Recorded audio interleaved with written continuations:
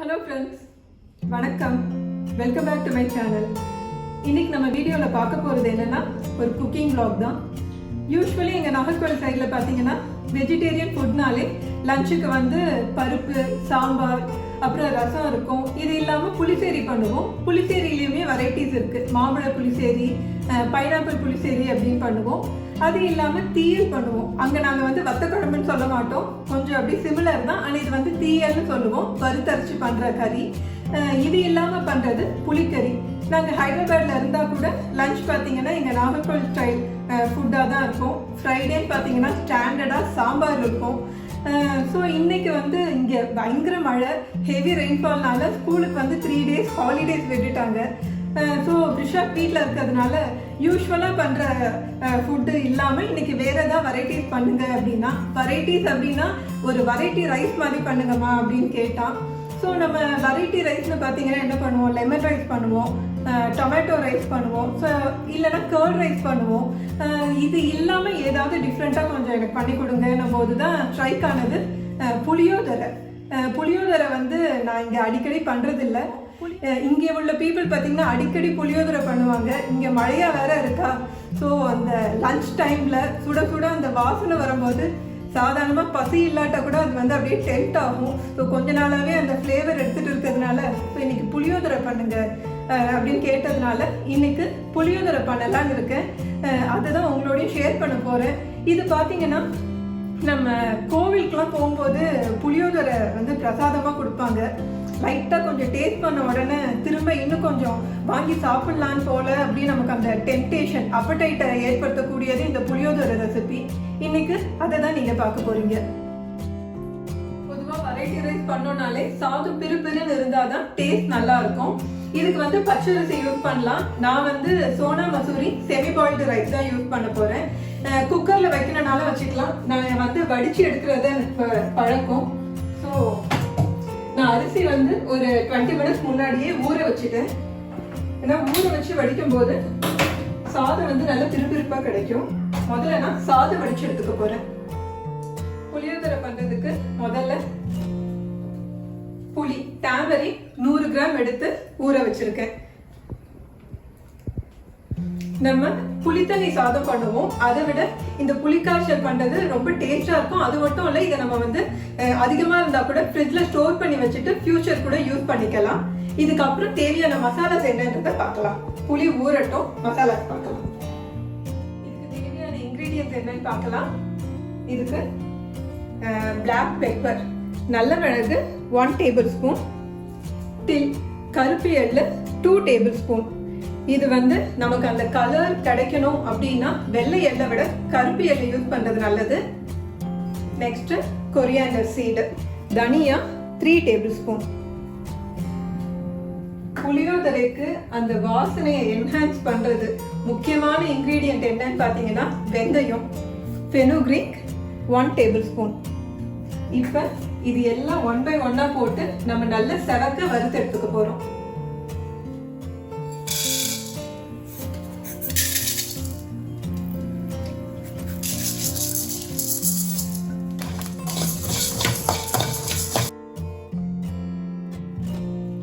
எள்ளு கடைசியா தான் போடணும், ஏன்னா அது சீக்கிரம் வறுபடக்கூடியது.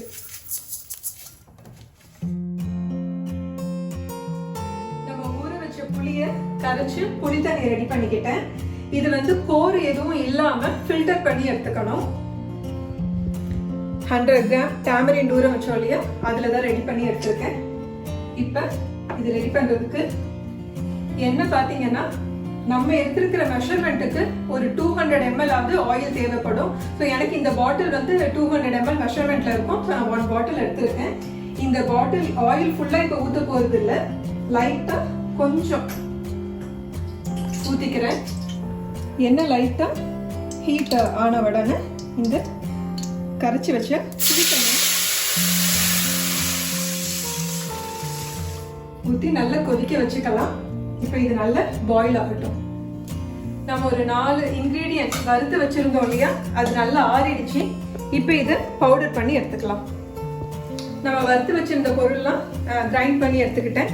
இதை மாதிரி செமி ஃபைனா பவுடர் பண்ணி எடுத்துக்கோங்க. என்கிட்ட நிறைய பேர் வந்து, அதாவது நான் பிரீத்தி ப்ளூ லீஃப் பிளாட்டினம்க்கு ஆல்ரெடி ஒரு ரிவ்யூ போட்டிருந்தேன். அந்த டைம்ல இருந்து இதோட லிங்க் ஷேர் பண்ணுங்க. ரீசெண்டா நிறைய பேர் கேட்டிருந்தீங்க. இதோட குக்கிங் பிளாக் நான் ப்ராப்பரா இது வரைக்கும் எதுவும் பண்ணல, இன்னைக்கு தான் பண்றேன். அதுக்கான டைமும் இப்ப எனக்கு கிடைச்சிருக்கு. ஸோ இந்த பிரீத்தியோட லிங்க் இந்த வீடியோட டிஸ்கிரிப்ஷன்ல ஷேர் பண்றேன், உங்களுக்கு தேவைன்னா பார்த்துக்கோங்க. புளி தண்ணி நல்லா கொதிச்சிருச்சு. இந்த டைம்ல மஞ்சள் தூள் ஆட் பண்ணிக்கிறேன், டர்மரிக் பவுடர்,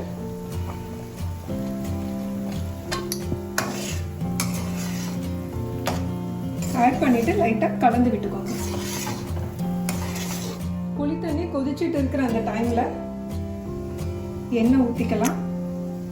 இதுக்கு மற்ற எண்ணெயை விட நல்லெண்ணெய் யூஸ் பண்றது நல்லது. நான் தான் எடுத்திருக்கேன். வேர்க்கடலையை எண்ணெயில போட்டு லைட்டா வறுத்து எடுத்துக்கலாம். வேர்க்கடலையை வறுத்து எடுத்து வச்சுக்கிட்டேன். இப்போ நான் சொல்ற இந்த மெஷர்மெண்ட்டை நீங்க ப்ராப்பரா ஃபாலோ பண்ணாலே புளியோதரை பெர்ஃபெக்ட்டா இருக்கும். நம்ம புளி வந்து டாமரின் 100 கிராம் எடுத்தோம் இல்லையா, அதே மாதிரி ட்ரை ரெட் சில்லி மிளகா வத்தலும் 100 கிராம் எடுத்துக்கணும்.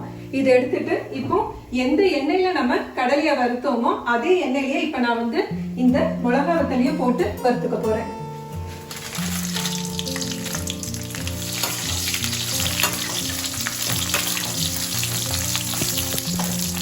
வறுத்த மிளகா வத்தலை நல்லா ஆற வச்சு இதையும் பவுடர் பண்ணி எடுத்துக்கணும். புளித்தண்ணி கொதிக்க ஆரம்பிச்சு ஒரு 10 நிமிஷத்துக்கு மேல ஆகுது. இது பார்த்தாலே தெரியும் பாதி ஆயிடுச்சு. மஞ்சத்தூள் வந்து நம்ம கொதிச்ச உடனே போட்டோம். இப்ப இதுல உப்பு ஆட் பண்ண போறோம். சால்ட் உங்க டேஸ்ட்டுக்கு ஏத்த மாதிரி போட்டுக்கோங்க. நம்ம கொதிக்க வச்சிருந்தோம் இல்லையா புளி தண்ணி, இந்த கன்சிஸ்டன்சிக்கு வந்ததுக்கு அப்புறம் இது கூட பெருங்காயத்தூள் அசஃபோட்டிடா 1 டேபிள் ஸ்பூன் போடுறோம். பெருங்காயத்தூள் எப்பவுமே நம்ம கடைசியில் ஆட் பண்ணிக்கணும், ஏன்னா அப்பதான் அதோட வாசனை வந்து தங்கும்னு சொல்லுவாங்க. பெருங்காயத்தூள் ஆட் பண்ணி லைட்டாக அது மாதிரி ஒரு கொதி வந்ததுக்கு அப்புறம் நம்ம பவுடர் பண்ணி வச்சுருந்தோம் இல்லையா நல்ல மிளகு, வெந்தயம், அந்த பவுடரை ஆட் பண்ணிக்கிறோம். நல்லா மிக்ஸ் பண்ணிக்கிறோம். அந்த கருப்பு எள்ளு போட்டாதான் உங்களுக்கு அந்த டெக்ஸ்சர் பார்த்தாலே தெரியுது பாருங்க. இந்த கலர் கிடைக்கணும்னா கருப்பு எள்ளு போட்டாதான் கிடைக்கும். இப்ப இது கூடவே நம்ம மிளகா வத்தல் பவுடர் பண்ணி வச்சிருந்தோம் இல்லையா, இப்ப அதையும் போட்டுக்க போறோம். இது நம்ம காரத்துக்கு ஏத்த மாதிரி தான். நீங்க இதை ஃபுல்லா கிரைண்ட் பண்ணிருந்தா கூட உங்க காரத்துக்கு ஏத்த மாதிரி பார்த்துட்டு போட்டுக்கோங்க.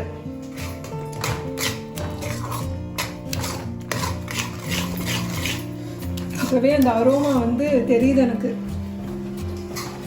இந்த நம்ம இந்த புளியோதரையோட வாசனை, நான் சொன்னேன் இந்த கோவில் எல்லாம் போகும்போது நம்ம பிரசாதம் வாங்கி சாப்பிடும் போது இருக்கும்னு, அந்த ஃப்ளேவர் வந்து பெர்ஃபெக்ட்டா இருக்கு. இப்ப நம்ம இதுக்கான தாளிப்பு ரெடி பண்ணிக்கலாம். இதுக்கு என்ன வந்து நம்ம ஆல்ரெடி வேர்க்கடலையை வறுத்தோம் இல்லையா, அதுவும் அந்த மிளகா வத்தெல்லாம் வறுத்தோம்ல, அந்த எண்ணெய் தான் எடுத்திருக்கேன். அது கூடவே இன்னும் கொஞ்சம் எண்ணெயை ஆட் பண்ணிக்கிட்டேன். இப்ப இதுக்கு என்னெல்லாம் சேர்க்கலான்றத பார்க்கலாம். இது கூட முதல்ல கடுகு போட்டுக்கலாம். கடுகு கொட்டினதுக்கு அப்புறம் உளுத்தம்பருப்பு, இது கூடவே கடலைப்பருப்பு சன்னாதால் நான் ஒரு 4-5 டேபிள் ஸ்பூன் எடுத்திருக்கேன்.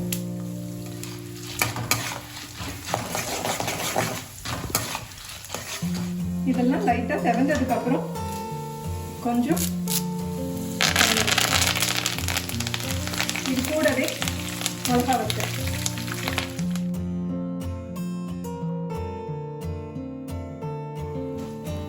இதெல்லாம் தாளிச்சதுக்கு அப்புறம் இதை நம்ம புளிக்காய்ச்சலோட ஆட் பண்ணிக்கலாம்.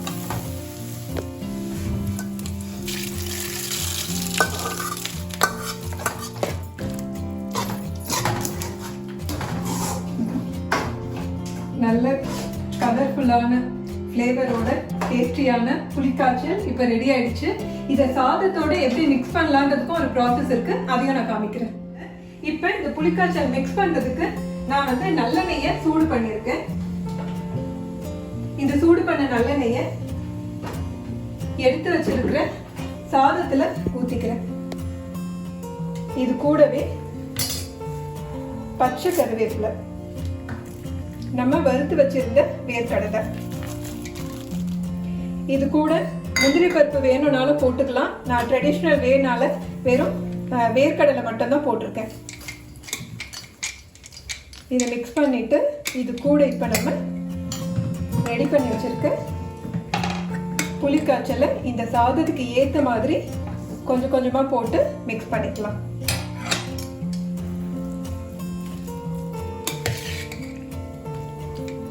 எங்களுக்கு லஞ்சுக்கு ஏற்ற மாதிரி சாதத்துக்கு புளிக்காய்ச்சலை போட்டு மிக்ஸ் பண்ணி வச்சுட்டேன். மீதி இருக்கிற புளிக்காய்ச்சலை ஒரு கண்டெய்னர்ல வச்சு நம்ம ஃப்ரிட்ஜில் ஸ்டோர் பண்ணி வச்சுக்கலாம். இன்னைக்கு ரிஷா கேட்ட மாதிரி லஞ்சு புளியோதரை ட்ரெடிஷ்னல் வேல ரெடி பண்ணி கொடுத்தாச்சு. பிடிச்சிருக்கா?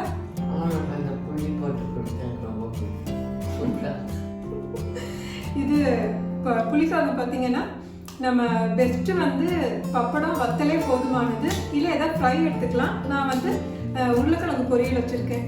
ஸோ இன்னைக்கு இந்த வீடியோ பார்த்தீங்க. இந்த ரெசிபி நீங்களும் உங்கள் வீட்டில் ட்ரை பண்ணி பாருங்க. இது புதுசு ஒன்றும் கிடையாது. ஆனால் இதில் நம்ம சேர்க்கிற சில மசாலாஸ்லாம் இந்த அரோமா வந்து நல்ல ரிச்சாக கொடுக்கக்கூடியது.